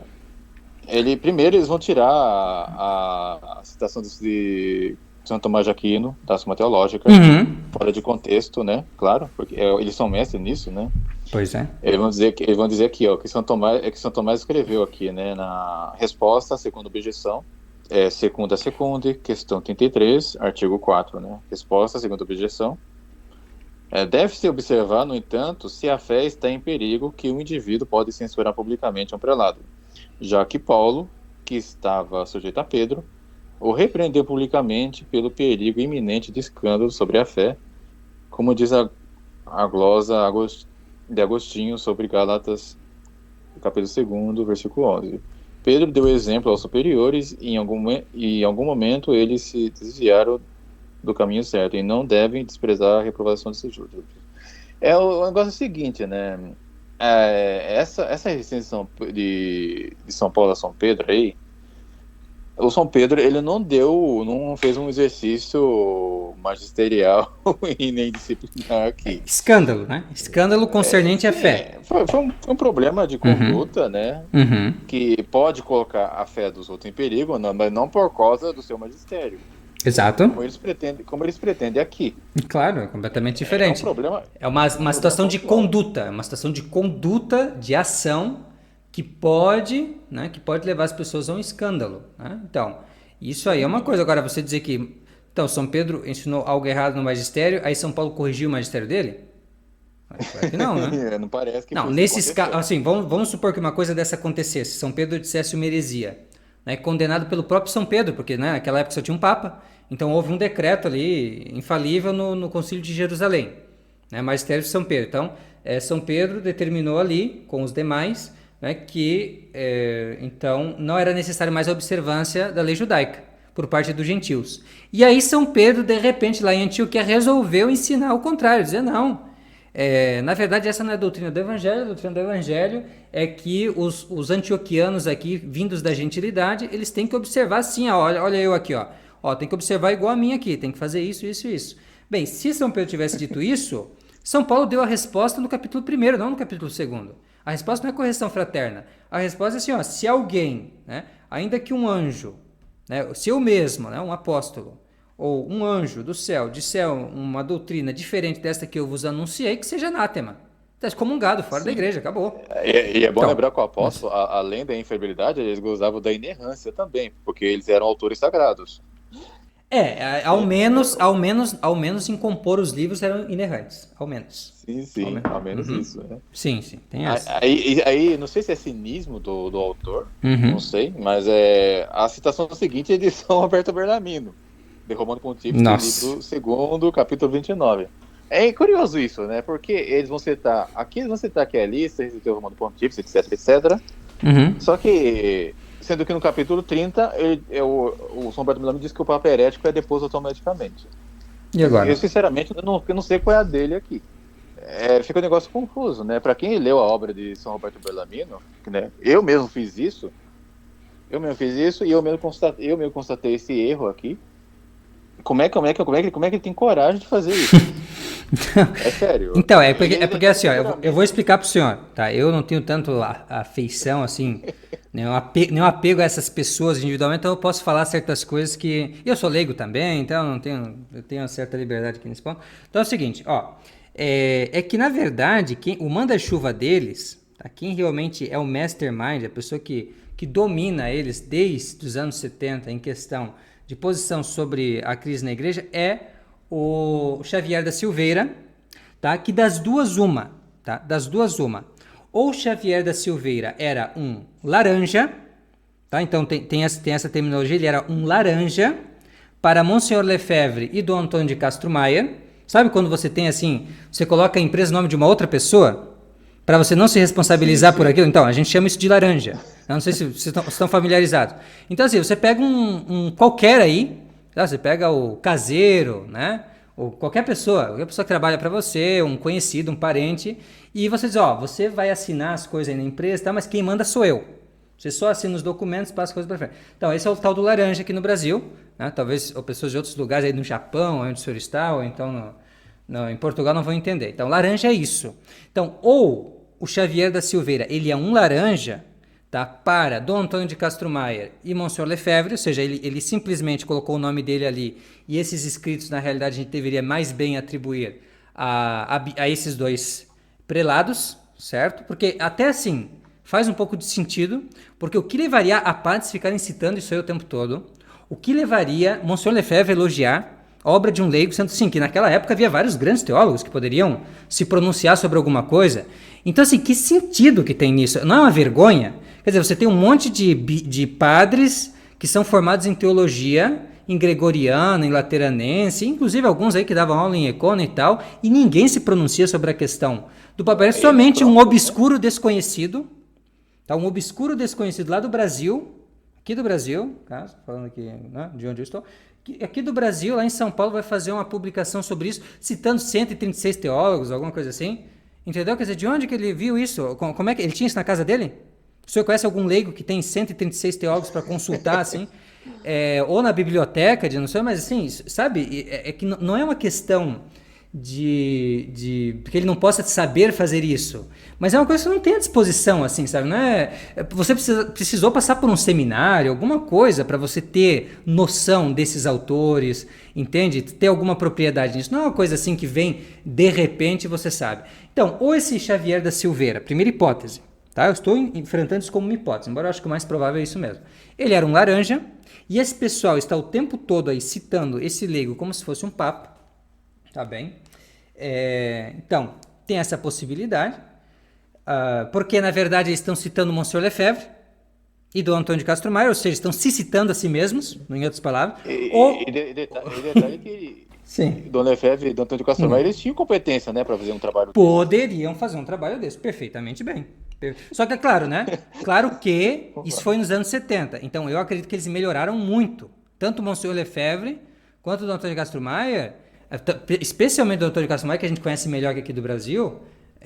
A gente sabe que teve uma evolução no pensamento dele, né? Tanto que ele fala, por exemplo, do cisma do Vaticano II, que diz que o Vaticano II não pode ser considerado um concílio católico, que foi um cisma, etc. Então, assim, ele é muito claro nessa questão dos erros do Vaticano II conterem heresias, etc. Então, ele sofreu uma evolução nesse sentido. Mas, como eu ia dizendo, então, ou isso é um leigo, né? Esse leigo aí, na verdade, é um laranja, ou então, esse leigo é a base de todo o pensamento, isso é uma vergonha, entendeu? A base de todo o pensamento desses padres todos, de toda essa gente aí, tá? E nessas condições, vamos ser sinceros, nós sedevacantistas estamos muito melhores. Por quê? Porque quais são as grandes referências do sedevacantismo, se você for parar para pensar? Eu digo lá das antigas, não de agora. Agora tem várias pessoas que falam sobre isso. Mas antigamente, quem que apareceu com isso? Bem, foi principalmente o padre Sáenz de Arriaga, que era um doutor em teologia, um professor de universidade católica, um grande organizador também de movimentos, de ação católica, Sagrado Coração, etc., lá no México, uma pessoa engajada, né? Um intelectual católico realmente, talvez foi um dos signatários, é o que dizem por aí, daquele livro que circulou no Vaticano II, o Complô contra a Igreja, né, com várias acusações ali contra as infiltrações dentro do clero, a quinta coluna no clero. Então, um homem erudito, realmente, né, capacitado. E depois, o outro grande intelectual sedevacantismo, que a gente sabe, é Monsenhor Gerard Larrier, né, que é uma outra vertente, digamos assim, mas culmina na mesma conclusão, né, da Sé Vacante, e que foi um professor da Universidade Lateranense. É um homem que dizem também ter ajudado ali na composição dos rascunhos para o dogma da Assunção. Isso é uma das principais honras que um teólogo pode receber em vida, isso é poder ter contribuído para a promulgação de algum documento papal. Então é sinal de que é uma pessoa muito bem conceituada. Não e é? o breve exame crítico, né? O breve exame crítico da Missa Nova também, do Novus Ordo Missae. Então, tudo isso foi um dos precursores, né, do sedevacantismo. Então, nós estamos muito mais eclesiásticos, muito mais apoiados na tradição católica, nos padres, nos autores católicos, na teologia católica, não é? No clero, digamos assim, no clero católico, do que as pessoas ficam citando leigo o tempo todo. É Michael Davis, Xavier de Silveira. Gente, quem são essas pessoas? Entende? Sim, e citando São Roberto Perlamento fora do contexto, porque o Michael Davis repetiu o anal do Xavier de Silveira. Sim, eles vivem repetindo isso aí. Eles vivem repetindo esse negócio. Então, assim, eu acho que foi bom. Eu acho assim, na hipótese de Xavier da Silveira ser um laranja, que eu acho provável, né? Não tenho certeza, mas na hipótese foi até bom. Tá? É até bom que não fique assim com o nome de Monsenhor Lefebvre e de Monsenhor Antônio Castro Maior, que é uma vergonha esse escrito aí, porque tem várias coisas. Eu já mostrei ali no Controvérsia, tem várias coisas que eles fazem recortes mesmo, tá? De textos, e se você ler o texto na íntegra, você vê que o texto diz outra coisa. Digo, nossa, que desonestidade isso. Sim. Absurdo. Eu mesmo li esse texto na íntegra, né? Porque eu tenho aqui, porque aqui fala claramente que é para resistir ao Papa, mas por atitudes de outra natureza, que não é o magistério. Claro, exatamente. Nem a disciplina. Claro, por exemplo, o Papa invadir um país, exemplos que ele dá aí, São Roberto, é o Papa invadir um país. Entendeu? O Papa invadir um país estrangeiro, aí nesse caso poderia resistir ao Papa, alguma coisa assim, né? Sim, Ele fala em legítima defesa. Uma conduta escandalosa. Essas coisas. Mau exemplo. Entendeu? Agora, o que impressionou também é a próxima citação. Olha só, de Leão XIII. Encíclica Libertas, número 13. Mas quando o poder que sustenta o mandamento, ou quando a legislação está disposta contra a razão ou a lei eterna, ou contra alguma ordem de Deus, a obediência é ilegal. Não esqueçamos que, nesse caso, obedecer ao homem é desobedecer a Deus. Nossa! Só que onde que Leão XIII está dizendo o que quiser com relação ao Papa? Nossa! Não, a Libertas, o próprio nome já fala que é contra o liberalismo, né? O próprio nome já fala que ele está falando sobre a liberdade verdadeira contra o liberalismo. Né? Então ele está falando contra questão civil, questão do governo, né? De política. Essa situação é escandalosa, tá? É escandalosa. Tá? Aí vou citar o abade Dom Guéranger, aquela situação que é bem conhecida também, né? Que também o Zé Rev ficou transmitindo, né? Todo mundo usa. Quando o pastor vira lobo, a primeira coisa é defender-se, né? Só que tem problema, só que o pessoal não percebe o problema aqui, né? Vamos supor, né? De maneira fazer um esforço de imaginação, né?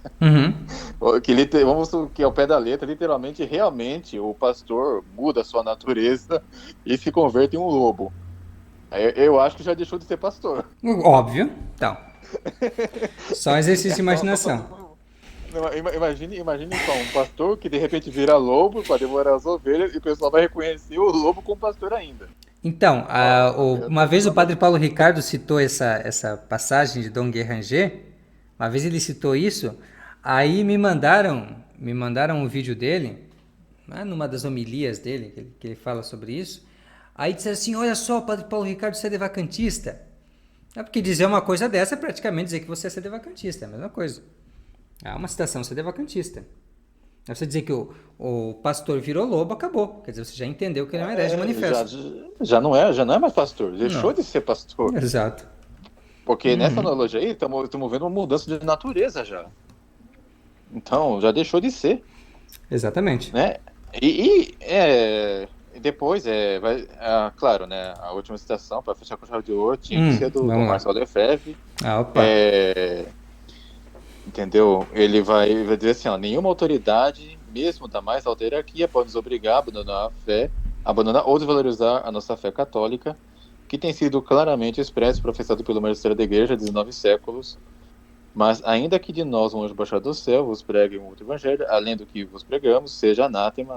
O Dom Marcelo Lefebvre cita Gálatas capítulo 1, versículo 8. Só que é bom lembrar, esse anátema é uma palavra que já tem um significado bem conhecido dentro da igreja, né? Isso. A pessoa que é anátema está excluída. Fora da comunhão. Fora da comunhão. Agora... Então, agora como é que... Bem... Podemos concordar com o Dom Marcelo Lefebvre, né? Realmente, né? Ninguém não pode nos obrigar, né, a professar uma fé diferente ou diminuí-la. Só que se alguém da hierarquia fizer isso, já não é mais a hierarquia. Exatamente. E é interessante que São Paulo usa a analogia do anjo, né? Porque o anjo não erra. Então, nem o apóstolo. Então assim, é uma situação assim que você vê que não é um anjo, né? Não pode ser um anjo. Não pode ser um apóstolo que está falando aquilo. Se a pessoa disse aquilo, é porque não é um anjo, não é um apóstolo, não é um papa. É um falso papa. Pode ter todas as aparências, né? Pode ter aparência, mas na verdade é o contrário, né? Não é realmente o representante de Cristo da igreja. Com certeza. A gente vai ver ali, a gente vai ver Francisco ali, vestindo a batina branca, né? Com tudo aparência. Com anel, com aquele anel ali, com o crucifixo. Com o que sobrou, com o que ele não doou, com o que ele não jogou fora, ainda tem alguma aparência. Eu sou do pensamento que daqui a pouco vai ter um assim que use calça jeans, use regata. Ainda eles vão chegar nesse ponto. Eles vão chegar nesse ponto, com certeza, para ficar adequado aos tempos modernos. Mas talvez invente um clergyman. Não, vai tudo por graus, né? Tudo por graus. Primeiro talvez vão mudar, se vão encurtar um pouquinho. Vão encurtar um pouquinho a batina, né? Vão colocar alguma coisinha, mas assim, devagarinho, quem sabe lá no século 23, por aí, eles já vão estar com algo um pouco diferente. Se o mundo existir até lá. Se o mundo existir até lá, evidentemente. Partindo dessa hipótese. Eu vou confiar. Mas eles vão continuar resistindo. Eles vão continuar resistindo. Não. Mas pode ter certeza, assim, já passou Assis. Já passou concordata com os ortodoxos, já passou concordata com os luteranos, já passou a Traditionis Custodes agora e Sino da Família, Sino da Amazônia. Então, assim, vai passar tudo, tá? Esse pessoal vai continuar, infelizmente, tá? Eu acho que ainda que o Bergoglio diga assim, não, eu sou o anticristo, ou eu sou um herege, eles vão continuar resistindo, reconhecendo e resistindo. Entendeu? Porque já passou assim, já foi o tempo. Já foi o tempo. Sabe? É incrível, não dá pra acreditar que eles ainda continuam nessa resistência. Eu fico me perguntando às vezes, né? Tipo, o que falta pra... O que falta? Tipo, será que falta Francisco... Vocês vão esperar o quê? As diaconisas? Será que vai ser preciso ele colocar uma imagem do Bafomé ali pra colocar os fiéis cultuarem? Ou coisa assim? Será que é necessário... Então, a imagem do Bafomé, por falar nisso, a imagem do Bafomé ela já parou já na porta do Coliseu.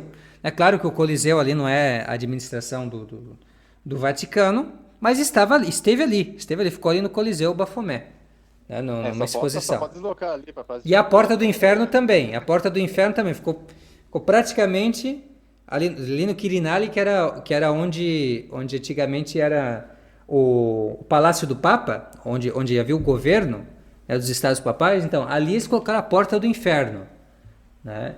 De Dante, né? Se bem que se racionar bem, né? Se já colocaram a Pachamama ali, né? A Pachamama, então. Não, eles não fazem realmente as contas, né, que deveriam fazer para para sair logo desse reconhecimento criminoso, porque no fim das contas o que a gente acaba fazendo? A gente dá ao lobo, né, todo o poder, toda a jurisdição, na verdade, porque você pode dizer que você não aceita a jurisdição dele, mas completamente, mas ele exerce essa legada jurisdição, esse pretenso poder para destruir a igreja. E é isso que ele está fazendo. Não é? É essa situação. Então, não importa o que ele faça, é igual aquela terceira opinião de que fala São Roberto, que é a pior de todas, né? Que dá ao lobo o poder, né, de destruir o rebanho. Né? Então, essa opinião, na verdade, é deles. É que não interessa o que ele faça, ele sempre vai ser papa. Sempre vai ser papa. Não adianta. Graças a Deus eu acordei dessa cegueira, né? Porque quando eu vi que negar um artigo do Credo, tipo, peraí, não, tem uma coisa errada ali. Não dá pra continuar. Não dá pra continuar. Porque, como eu disse, se até um catecúmeno que acabou de ler o catecismo sabe dessas coisas, como é que um papa não pode saber? Aquele que resolve as mais elevadas controvérsias teológicas, né? Isso. Aquele, tipo, o Pio IX atuando ali, né? Tipo, o pessoal discutindo, será que Maria foi concebida sem um pecado original? Será que ela foi purificada com pecado original? Não sei o quê. Pio IX foi ali e definiu, não, foi concebida sem pecado original. Os teólogos todos encerraram a discussão. A gente tem que remeter a isso, porque, tipo assim, imagine, o Papa, ele resolve as mais difíceis questões teológicas. Entendeu? Mas, porque se você olhar assim, teologicamente falando, a questão da Imaculada Conceição é um problema teológico elevadíssimo. Com certeza. Mas que o Papa resolveu. Agora, como é que o Papa não vai saber um dos artigos do Credo? Sim, sem dúvida. Exatamente. Não pensar nisso. Então, eu espero que cada vez mais pessoas, Sr. Luciano, tenham a coragem, a coerência que o senhor teve de ir às fontes, né? Isso é muito importante, isso é suficiente também. Simplesmente vá às fontes, busque conhecimento, busque entender realmente qual é a doutrina da igreja sobre si mesmo, que a igreja ensina de si mesmo, quais as garantias que a igreja nos dá, desde aquilo que ela ensina no catecismo até aquilo que ela ensina em obras que tratam desse assunto com mais detalhe, para a gente poder ter mais esclarecimento. Só procurar o conhecimento do que a igreja ensina sobre o Papa. O senhor estava me falando também, quando a gente estava conversando antes de começar aqui, que o senhor tem lido obras do século XIX e vê como que as pessoas tinham fé no Papa, no papado, na igreja. Não? Então, é isso que tem que ser o nosso modelo. É só fazer isso e já é o bastante para sair dessa bolha do reconhecer e resistir. Sim, eu sempre lanço essas coisas. Eu já comentei com algumas pessoas, né, que vieram me indagar, né?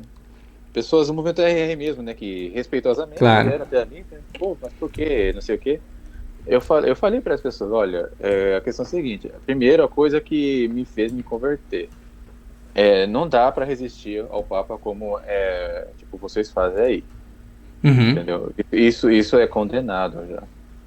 Aí, se alguém questionar ali, mas e se o Papa resolver ensinar o erro, impor o erro, aí eu falo, bem, aí significa que ele não é mais Papa, que o Papa não pode fazer isso. Simples assim, a gente...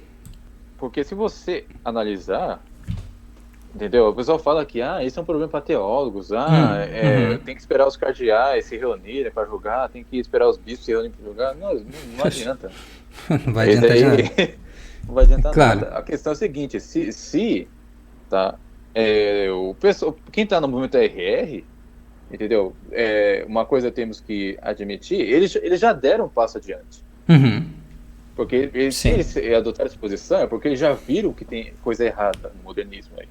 Com certeza. Eles viram que tem coisa errada. O mais difícil eles já fizeram. A parte mais difícil, que é perceber os erros do modernismo, eles já conseguiram, graças a Deus. Graças a Deus já conseguiram, né? Mas agora eles têm que entender que essas autoridades que estão impondo essa religião diferente para nós, eles não é uma autêntica autoridade.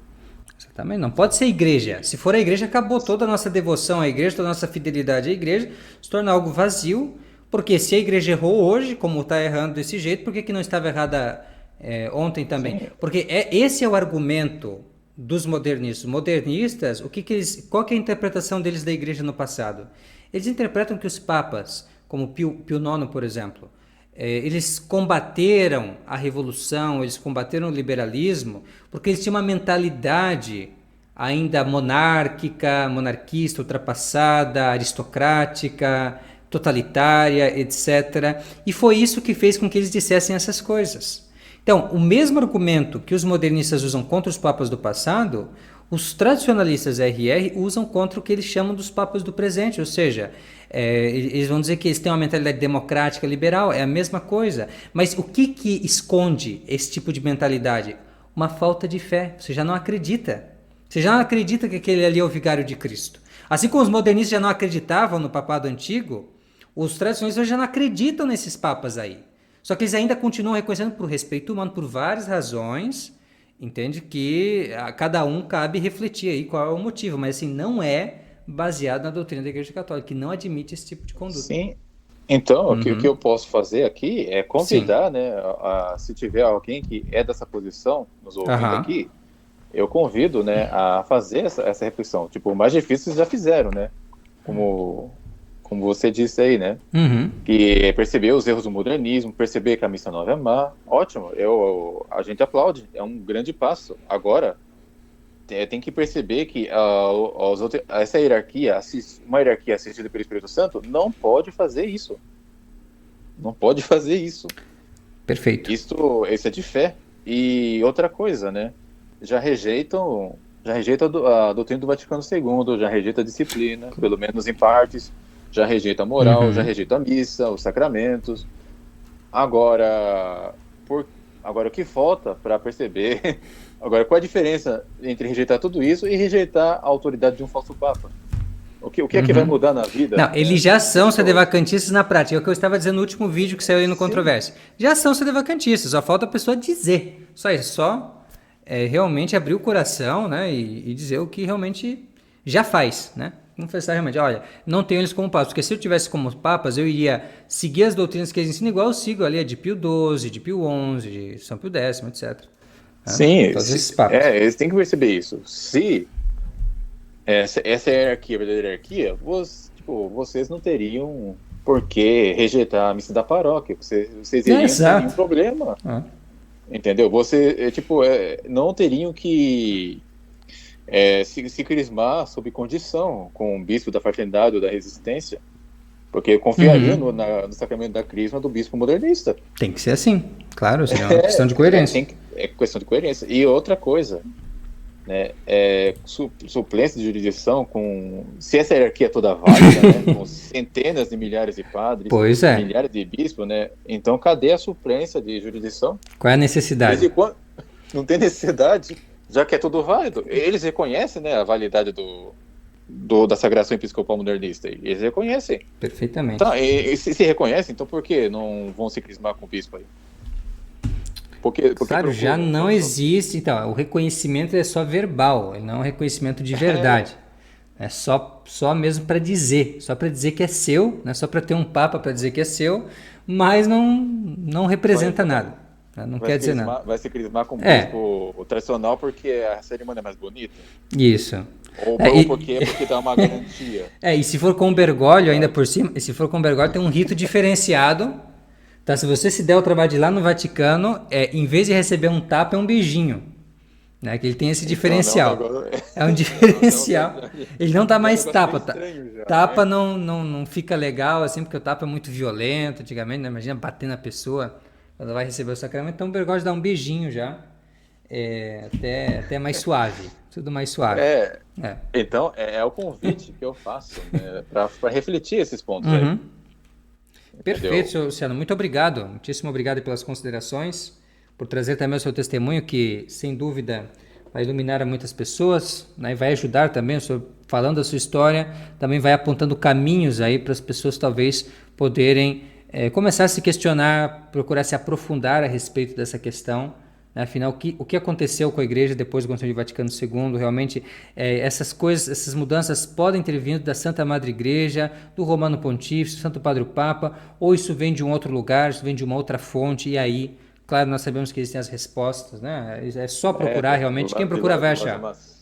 Lojas maçônicas, seita protestante, exatamente. Sinagogas, As fontes são diversas.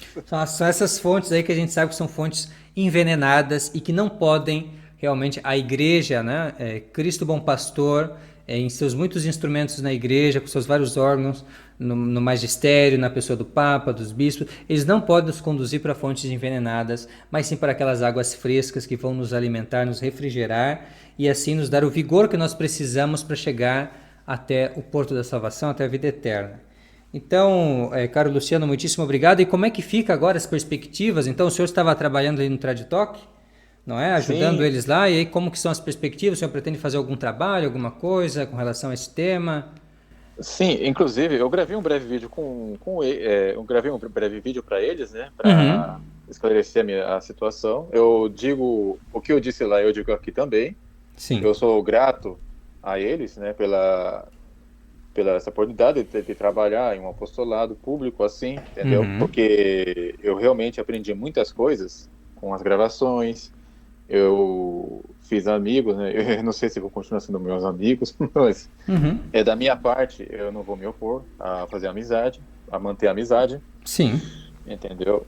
Eu sou muito grato a eles. Eu digo que foi uma experiência positiva, porque de uma maneira nos enriquece, né? Uhum, com certeza. Não, e tem muita coisa boa no Traditalk, não é? Tem muito conteúdo interessante. Sim. Sim, sim. Só Uhum. que por razão de coerência, Uhum. eu tive que me desligar, né? Porque apesar de ter muita coisa boa, eles também se opõem à nossa posição, então, por E coerência, eu tive que me divulgam coisas desligar, que não são verídicas, né? Por exemplo, aqueles vídeos do Padre Hess, aquelas coisas cheias que são de história. são bem Cheio de história. problemáticos, né? Cheio de história.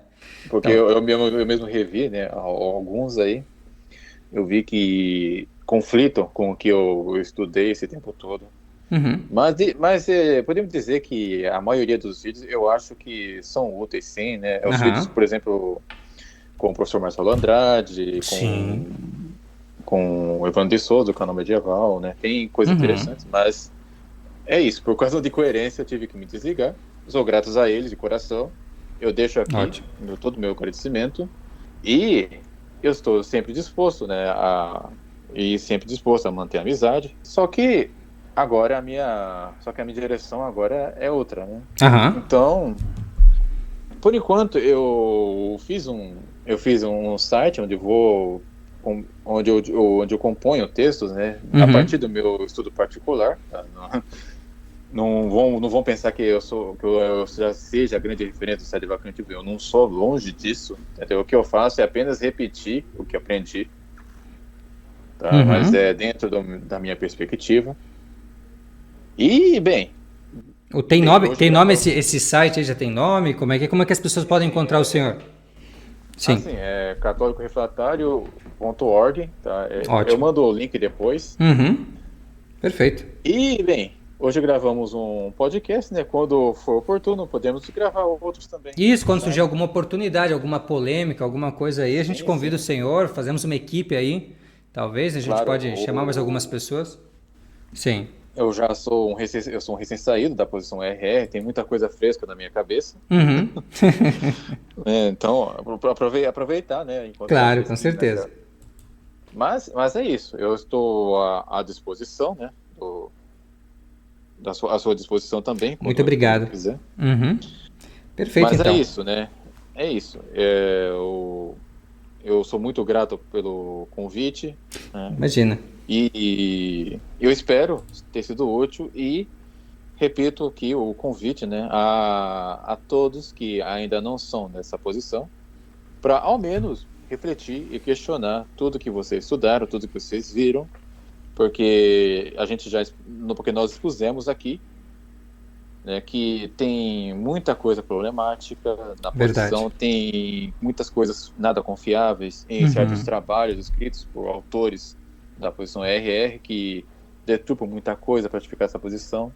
Então, o nosso convite é esse, né? Comecem a repensar a posição de vocês, estudem bem a doutrina católica, não leiam, pare de ler esses livros da posição RR e leiam os livros antigos, os documentos magisteriais, os livros de apologética, esses que têm aprovações eclesiásticas, tudo bonitinho. E aí vocês verão que há uma distância enorme da posição em que você se encontra e a posição verdadeiramente católica. Justamente. Encerro aqui. Muito bem. Eu faço o convite do senhor Luciano também a todos vocês e também ofereço aí, fico à disposição, também precisando de algum esclarecimento, alguma coisa, podem colocar aí nos comentários, seja para mim, seja para o senhor Luciano, a gente fica à disposição. Muitíssimo obrigado a atenção de todos, muitíssimo obrigado pela presença, senhor Luciano, agradeço de coração. É um prazer estar aqui. Então, fiquem com Deus todos os demais. Até a próxima. Tchau, tchau.